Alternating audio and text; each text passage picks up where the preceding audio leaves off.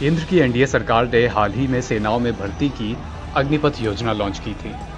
सरकार ने 4 साल के लिए भर्ती और आकर्षक इंक्रीमेंट बताकर इस योजना को शुरू तो किया, लेकिन अग्निवीर बनने वाले युवाओं को ये रास नहीं आई। उन्होंने सवाल किया कि 4 साल की अस्थायी नौकरी करने के बाद वो क्या करेंगे। वरीयता देने का सरकार का ऑफर भी युवाओं को समझ नहीं आया। उनका कहना है कि अगर इतनी नौकरियां होती तो आज इतनी बेरोजगारी ही क्यों होती। हरियाणा, राजस्थान, यूपी, एमपी, तेलंगाना से लेकर बिहार तक में भयंकर बवाल, भयंकर हिंसा मची हुई है। लगभग सभी विपक्षी दलों ने सरकार से इस योजना को वापस लेने की मांग करनी शुरू कर दी है। ऐसे में ये बातें भी होने लगी हैं कि क्या मोदी सरकार ने 8 साल के भीतर अपनी तीसरी बड़ी गलती कर दी है।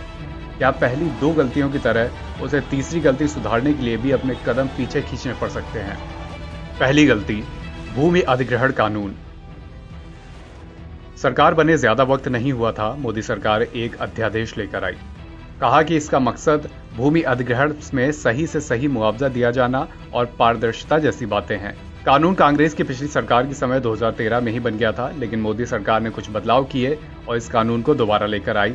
RFCTLARR एक्ट अमेंडमेंट ऑर्डिनेंस 2014 में कहा गया कि राष्ट्रीय सुरक्षा, रक्षा, ग्रामीण बुनियादी ढांचे से संबंधित संरचना, औद्योगिक कॉरिडोर और सार्वजनिक बुनियादी ढांचे से संबंधित परियोजना के लिए बिना सहमति के जमीन अधिग्रहित की जा सकती है। इसका मतलब साफ था कि सरकार के लिए जमीन अधिग्रहण काफी आसान कर दिया गया था। विरोध बढ़ता गया। आखिरकार पीएम मोदी ने खुद मन की बात कार्यक्रम में ऐलान किया कि भूमि अधिग्रहण विधेयक वापस लिया जा रहा है। यह मोदी सरकार की पहली बड़ी गलती मानी गई। दूसरी गलती, कृषि कानून।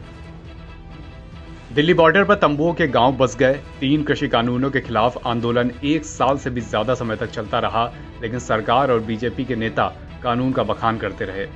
विपक्ष किसानों के साथ दिखा। सत्ता पक्ष ने फिर कहा कि विपक्ष किसानों को गुमराह करने की कोशिश कर रहा है।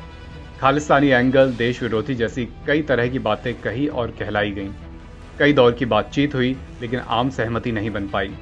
मोदी सरकार कृषि कानूनों में संशोधन करने के लिए तैयार थी, लेकिन किसान अपनी मांग पर अडिग थे कि कानून रद्द हों।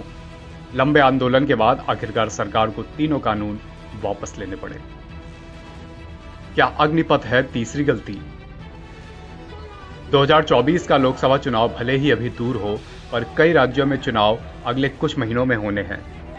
इससे पहले सरकार की छवि पर एक दाग लग गया है।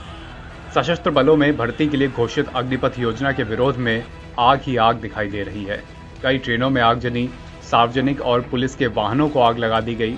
सरकार ने साल 2022 के लिए इस प्रक्रिया के तहत भर्ती की उम्र पहले से घोषित 21 साल से बढ़ाकर 23 साल भी कर दी, लेकिन इससे कोई डैमेज कंट्रोल नहीं हुआ। इससे पहले सरकार ने कहा था कि सभी नई भर्तियों के लिए आयु 17.5 साल से लेकर 21 साल के बीच होनी चाहिए। रक्षा मंत्रालय के एक प्रवक्ता ने कहा, पिछले 2 वर्षों के दौरान भर्ती करना संभव नहीं हुआ। सरकार ने फैसला किया है कि 2022 के लिए प्रस्तावित भर्ती प्रक्रिया के लिए 1 टाइम रिलैक्सेशन आयु सीमा में दिया जाएगा। सरकार स्पष्टीकरण जारी कर रही है, लेकिन नौजवान को ये समझ नहीं आ रहे। सरकार ने कहा है कि नया मॉडल न केवल सशस्त्र बलों में नई क्षमता पैदा करेगा, बल्कि ये युवाओं के लिए निजी क्षेत्र में भी रास्ते खोलेगा और उन्हें अवकाश प्राप्त करने के समय मिलने वाले वित्तीय पैकेज से उद्यमी बनने में भी मदद करेगा। फिलहाल सरकार की इन बातों का युवाओं पर कोई असर होता नहीं दिख रहा है। अग्निपथ योजना के विरोध में देश भर में विरोध प्रदर्शन हो रहे हैं, जो हिंसक भी हो चुके हैं। हालांकि अपनी किसी भी मांग को मनवाने के लिए हिंसा कोई उपाय नहीं है, लेकिन सरकार भी अभी युवाओं को आश्वस्त करने में नाकाम साबित हुई है। एनवीटी ऑनलाइन की रिपोर्ट।